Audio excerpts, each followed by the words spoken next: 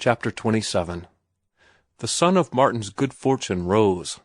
The day after Ruth's visit, he received a check for $3 from a New York scandal weekly in payment for 3 of his triolets. 2 days later, a newspaper published in Chicago accepted his treasure hunters, promising to pay $10 for it on publication. The price was small, but it was the first article he had written, his very first attempt to express his thought on the printed page. To cap everything, the adventure serial for boys, his second attempt, was accepted before the end of the week by a juvenile monthly calling itself Youth and Age.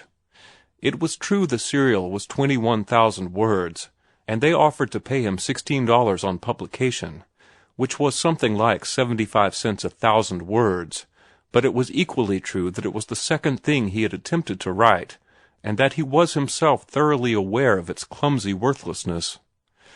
But even his earliest efforts were not marked with the clumsiness of mediocrity.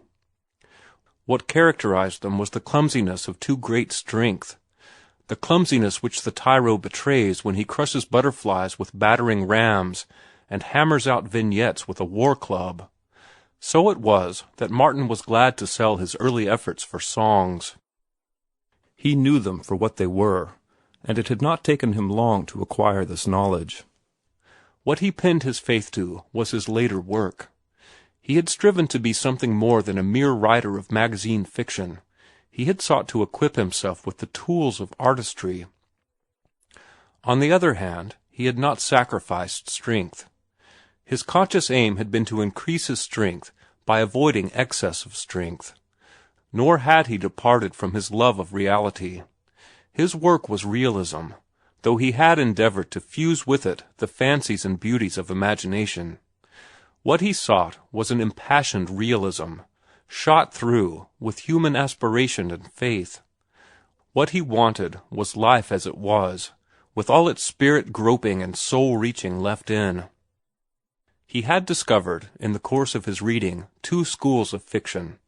One treated of man as a god, ignoring his earthly origin. The other treated of man as a clod, ignoring his heaven-sent dreams and divine possibilities. Both the god and the clod schools erred, in Martin's estimation, and erred through too great singleness of sight and purpose. There was a compromise that approximated the truth, though it flattered not the school of God, while it challenged the brute savageness of the school of clod. It was his story, Adventure, which had dragged him with Ruth, that Martin believed had achieved his ideal of the true in fiction, and it was in an essay, God and Clod, that he had expressed his views on the whole general subject. But Adventure, and all that he deemed his best work, still went begging among the editors. His early work counted for nothing in his eyes except for the money it brought, and his horror stories, 2 of which had sold, he did not consider high work nor his best work. To him they were frankly imaginative and fantastic, though invested with all the glamour of the real, wherein lay their power. This investiture of the grotesque and impossible with reality he looked upon as a trick, a skilful trick at best. Great literature could not reside in such a field. Their artistry was high, but he denied the worthwhileness of artistry when divorced from humanness. The trick had been to fling over the face of his artistry a mask of humanness. And this he had done in the half-dozen or so stories of the horror brand he had written before he emerged upon the high peaks of adventure, joy, the pot, and the wine of life. The $3 he received for the triolets he used to eke out a precarious existence against the arrival of the White Mouse check. He cashed the first check with the suspicious Portuguese grocer, paying $1 on account and dividing the remaining $2 between the baker and the fruit store. Martin was not rich enough to afford meat, and he was on slim allowance when the White Mouse check arrived. He was divided on the cashing of it. He had never been in a bank in his life, much less been in one on business. And he had a naive and childlike desire to walk into one of the big banks down in Oakland and fling down his endorsed check for $40. On the other hand, practical common sense ruled that he should cash it with his grocer, and thereby make an impression that would later result in an increase of credit. Reluctantly, Martin yielded to the claims of the grocer, paying his bill with him in full, and receiving in change a pocketful of jingling coin. Also, he paid the other tradesmen in full, redeemed his suit and his bicycle, paid 1 month's rent on the typewriter, and paid Maria the overdue month for his room, and a month in advance. This left him in his pocket, for emergencies, a balance of nearly $3. In itself, this small sum seemed a fortune. Immediately on recovering his clothes, he had gone to see Ruth, and on the way he could not refrain from jingling the little handful of silver in his pocket. He had been so long without money that, like a rescued starving man who could not let unconsumed food out of his sight, Martin had not kept his hand off the silver. He was not mean nor avaricious, but the money meant more than so many dollars and cents. It stood for success, and the eagles stamped upon the coins were to him so many winged victories. It came to him insensibly that it was a very good world. It certainly appeared more beautiful to him. For weeks it had been a very dull and somber world, but now, with nearly all debts paid, $3 jingling in his pocket, and in his mind the consciousness of success, the sun shone bright and warm, and even a rain squall that soaked unprepared pedestrians seemed a merry happening to him. When he starved, his thoughts had dwelled upon the thousands he knew were starving the world over. But now that he was feasted full, the fact of the thousands starving was no longer pregnant in his brain. He forgot about them, and, being in love, remembered the countless lovers of the world. Without deliberately thinking about it, motifs for love lyrics began to agitate his brain. Swept away by the creative impulse, he got off the electric car, without vexation, 2 blocks beyond his crossing. He found a number of persons in the Morse home. Ruth's 2 girl cousins were visiting her from San Rafael, and Mrs. Morse, under pretext of entertaining them, was pursuing her plan of surrounding Ruth with young people. The campaign had begun during Martin's enforced absence, and was already in full swing. She was making a point of having at the house men who were doing things. Thus, in addition to the cousins Dorothy and Florence, Martin encountered 2 university professors, one of Latin, the other of English, a young army officer just back from the Philippines, one-time schoolmate of Ruth's, a young fellow named Melville, private secretary to Joseph Perkins, head of the San Francisco Trust Company, and finally of the men, a live bank cashier, Charles Hapgood, a youngish man of 35, graduate of Stanford University, member of the Nile Club and the Unity Club, and a conservative speaker for the Republican Party during campaigns. In short, a rising young man in every way.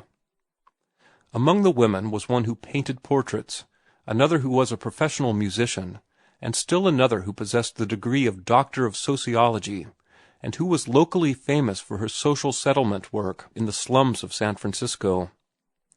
But the women did not count much in Mrs. Morse's plan. At the best, they were necessary accessories. The men who did things must be drawn to the house somehow. "Don't get excited when you talk," Ruth admonished Martin, before the ordeal of introduction began.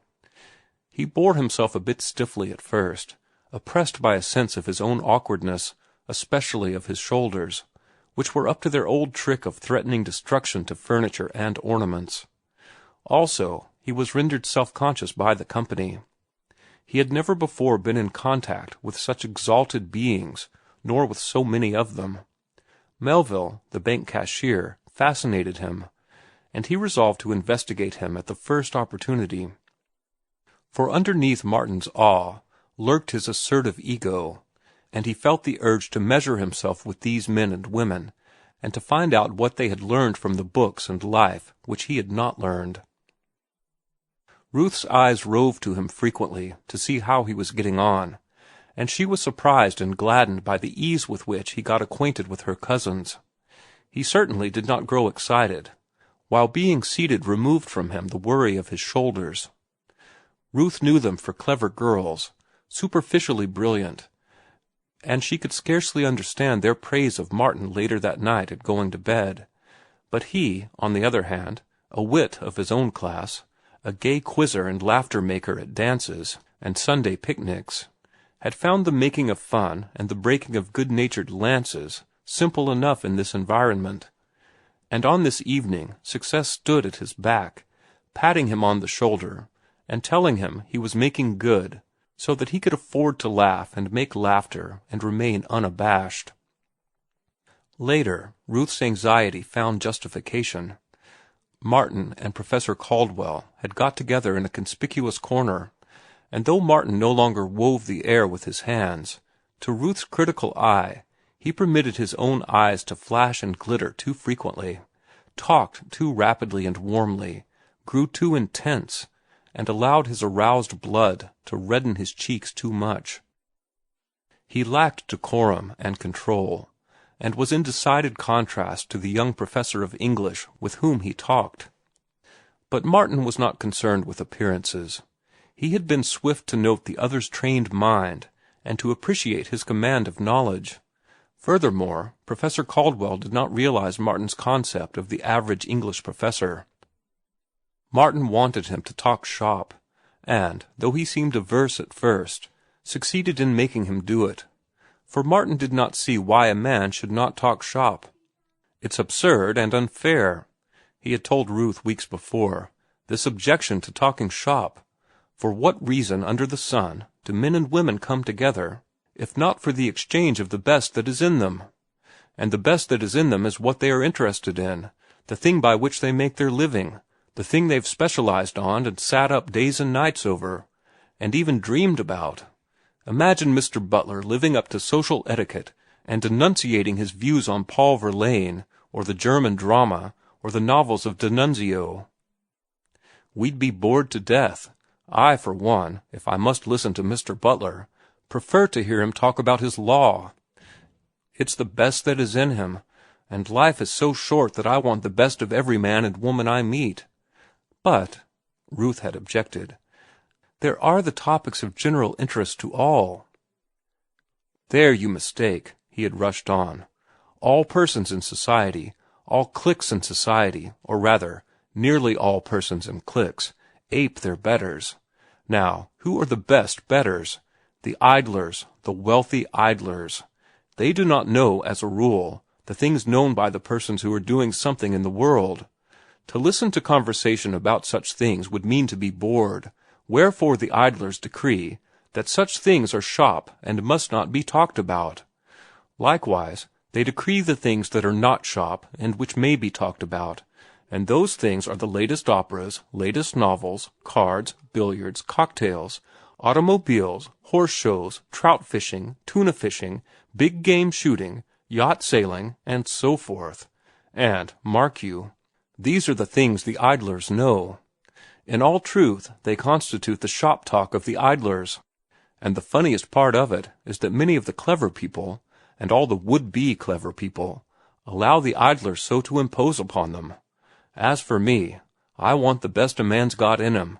Call it shop vulgarity or anything you please." And Ruth had not understood. This attack of his on the established had seemed to her just so much willfulness of opinion. So Martin contaminated Professor Caldwell with his own earnestness, challenging him to speak his mind. As Ruth paused beside them, she heard Martin saying, "You surely don't pronounce such heresies in the University of California." Professor Caldwell shrugged his shoulders.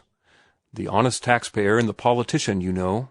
Sacramento gives us our appropriations, and therefore we kowtow to Sacramento, and to the Board of Regents, and to the party press, or to the press of both parties." "Yes, that's clear. But how about you?" Martin urged. "You must be a fish out of the water." "Few like me, I imagine, in the university pond.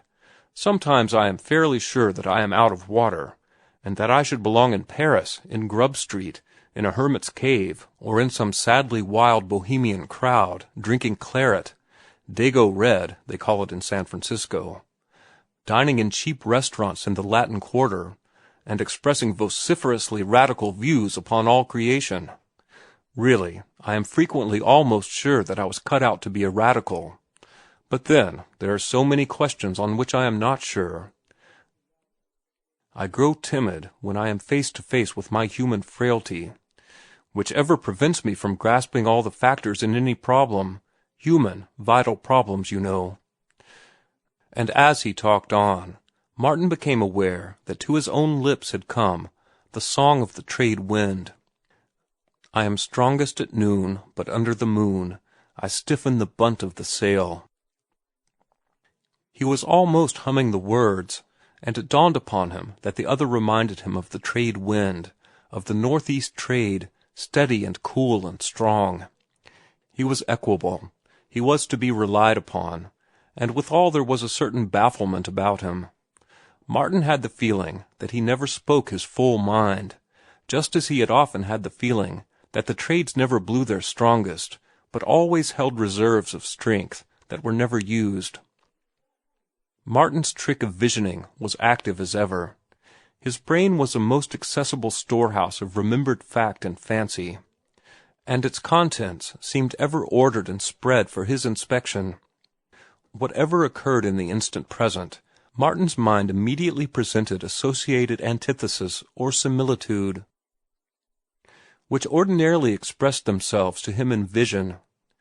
It was sheerly automatic, and his visioning was an unfailing accompaniment to the living present, just as Ruth's face, in a momentary jealousy, had called before his eyes a forgotten moonlight gale, and as Professor Caldwell made him see again the northeast trade, herding the white billows across the purple sea, so, from moment to moment, not disconcerting, but rather identifying and classifying, new memory visions rose before him, or spread under his eyelids, or were thrown upon the screen of his consciousness. These visions came out of the actions and sensations of the past, out of things and events and books of yesterday and last week. A countless host of apparitions that, waking or sleeping, forever thronged his mind. So it was, as he listened to Professor Caldwell's easy flow of speech, the conversation of a clever, cultured man, that Martin kept seeing himself down all his past. He saw himself when he had been quite the hoodlum, wearing a stiff-rimmed Stetson hat and a square-cut double-breasted coat, with a certain swagger to the shoulders, and possessing the ideal of being as tough as the police permitted. He did not disguise it to himself, nor attempt to palliate it.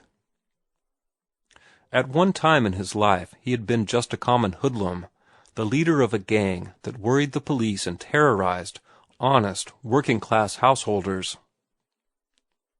But his ideals had changed.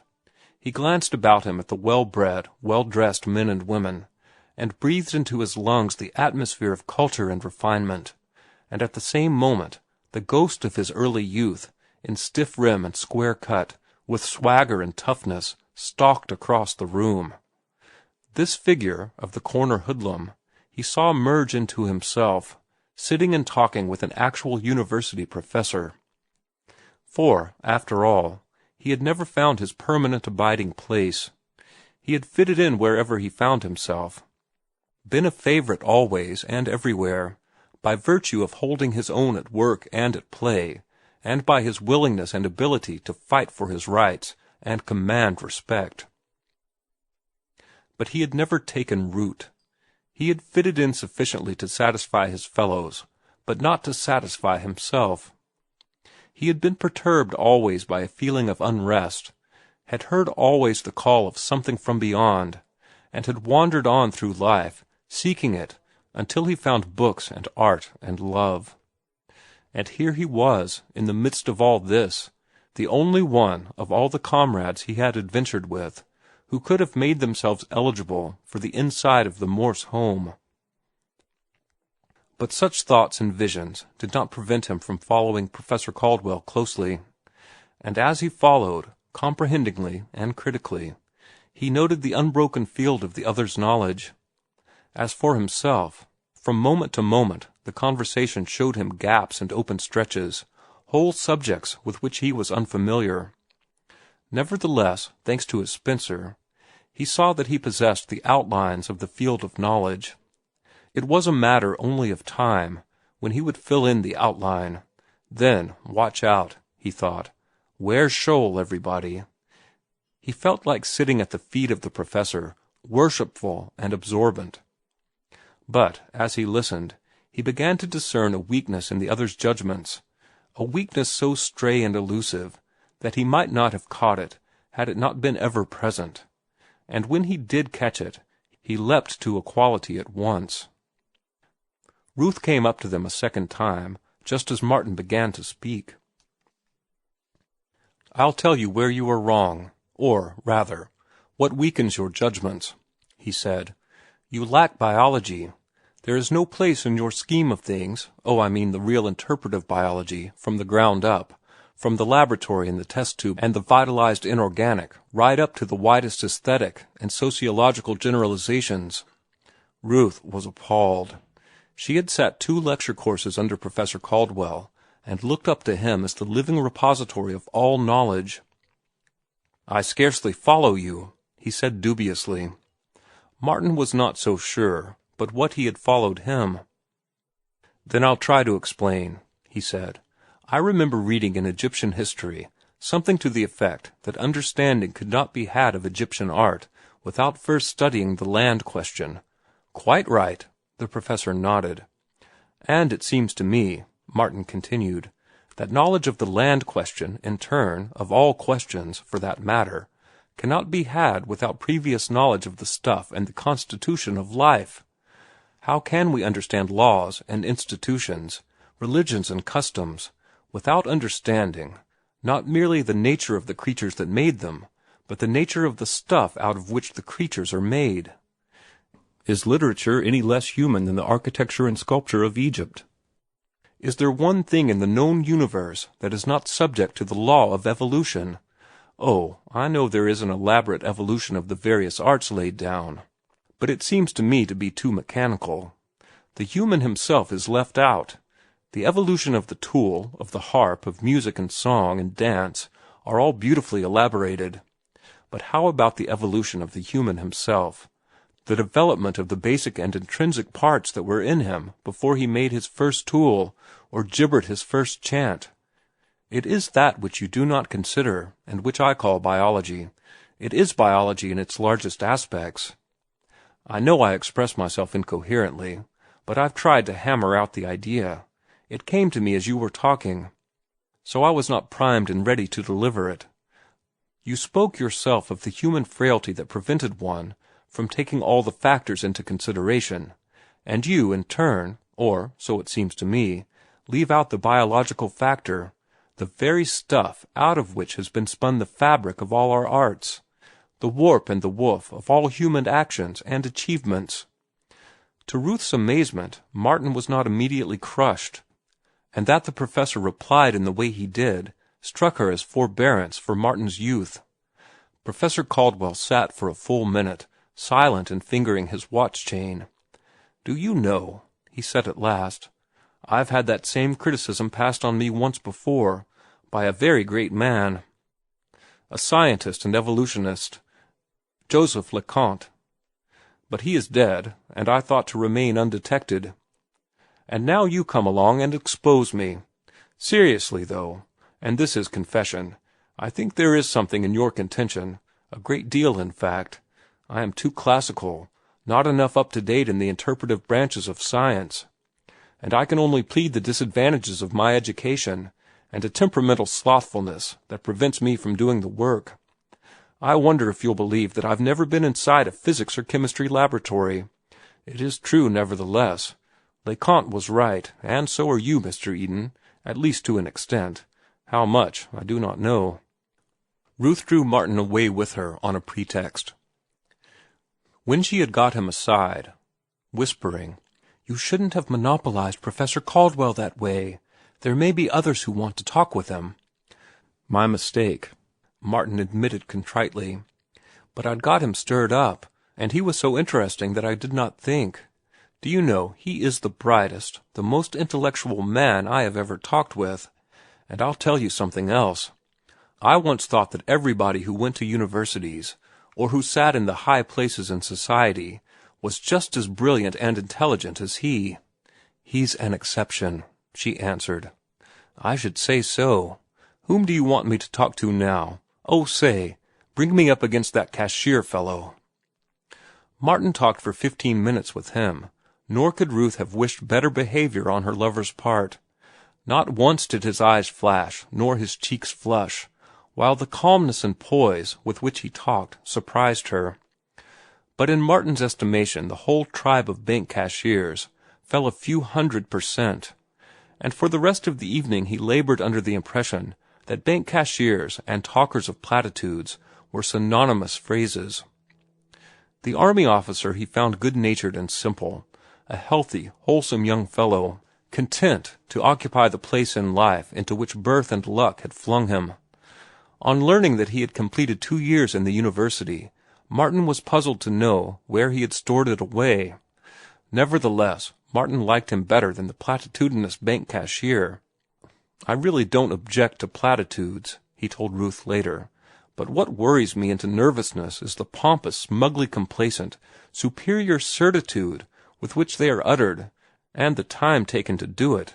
Why, I could give that man the whole history of the Reformation in the time he took to tell me that the Union Labor Party had fused with the Democrats. Do you know, he skins his words as a professional poker player skins the cards that are dealt out to him. Some day I'll show you what I mean. I'm sorry you don't like him, was her reply. He's a favorite of Mr. Butler's. Mr. Butler says he is safe and honest, calls him the Rock, Peter, and says that upon him any banking institution can well be built. I don't doubt it, from the little I saw of him and the less I heard from him, but I don't think so much of banks as I did. You don't mind my speaking my mind this way, dear? No, no, it is most interesting. Yes, Martin went on heartily. I'm no more than a barbarian getting my first impressions of civilization. Such impressions must be entertainingly novel to the civilized person. What did you think of my cousins? Ruth queried. I liked them better than the other women. There's plenty of fun in them along with the paucity of pretense. Then you did like the other women? He shook his head. That social settlement woman is no more than a sociological poll parrot. I swear, if you winnowed her out between the stars, like Tomlinson, there would be found in her not one original thought. As for the portrait painter, she was a positive bore. She'd make a good wife for the cashier. And the musician woman, I don't care how nimble her fingers are, how perfect her technique, how wonderful her expression. The fact is, she knows nothing about music. She plays beautifully, Ruth protested. Yes, she's undoubtedly gymnastic in the externals of music, but the intrinsic spirit of music is unguessed by her. I asked her what music meant to her. You know I'm always curious to know that particular thing. And she did not know what it meant to her, except that she adored it, and that it was the greatest of the arts, and that it meant more than life to her. You were making them talk shop, Ruth charged him. I confess it. And if they were failures on shop, imagine my sufferings. If they had discoursed on other subjects, why, I used to think that up here, where all the advantages of culture were enjoyed. He paused for a moment, and watched the youthful shade of himself, in stiff rim and square cut, enter the door and swagger across the room. As I was saying, up here I thought all men and women were brilliant and radiant, but now, from what little I've seen of them, they strike me as a pack of ninnies, most of them, and 90% of the remainder as bores. Now, there's Professor Caldwell. He's different. He's a man, every inch of him, and every atom of his gray matter. Ruth's face brightened. Tell me about him, she urged. Not what is large and brilliant. I know those qualities. But whatever you feel is adverse, I am most curious to know. Perhaps I'll get myself in a pickle. Martin debated humorously for a moment. Suppose you tell me first. Or maybe you find in him nothing less than the best. I attended 2 lecture courses under him, and I have known him for 2 years. That is why I am anxious for your first impression." "Bad impression, you mean. Well, here goes. He is all the fine things you think about him, I guess. At least he is the finest specimen of intellectual man I have met. But he is a man with a secret shame." "Oh, no, no," he hastened to cry. "Nothing paltry nor vulgar. What I mean is that he strikes me as a man who has gone to the bottom of things, and is so afraid of what he saw that he makes believe to himself that he never saw it. Maybe that's not the clearest way to express it. Here's another way. A man who has found the path to the hidden temple but has not followed it, who has, perhaps, caught glimpses of the temple and striven afterward to convince himself that it was only a mirage of foliage. Yet another way. A man who could have done things, but who placed no value on the doing, and who, all the time, in his innermost heart, is regretting that he has not done them, who has secretly laughed at the rewards for doing, and yet, still more secretly, has yearned for the rewards and for the joy of doing." "I don't read him that way," she said. "And for that matter, I don't see just what you mean." "It is only a vague feeling on my part," Martin temporized. "I have no reason for it. It is only a feeling, and most likely it is wrong. You certainly should know him better than I." From the evening at Ruth's, Martin brought away with him strange confusions and conflicting feelings. He was disappointed in his goal, in the persons he had climbed to be with. On the other hand, he was encouraged with his success. The climb had been easier than he expected. He was superior to the climb, and he did not, with false modesty, hide it from himself. He was superior to the beings among whom he had climbed, with the exception, of course, of Professor Caldwell. About life and the books he knew more than they, and he wondered into what nooks and crannies they had cast aside their educations. He did not know that he was himself possessed of unusual brain vigor, nor did he know that the persons who were given to probing the depths and to thinking ultimate thoughts were not to be found in the drawing-rooms of the world's Morses. Nor did he dream that such persons were as lonely eagles, sailing solitary in the azure sky, far above the earth and its swarming freight of gregarious life. End of chapter 27.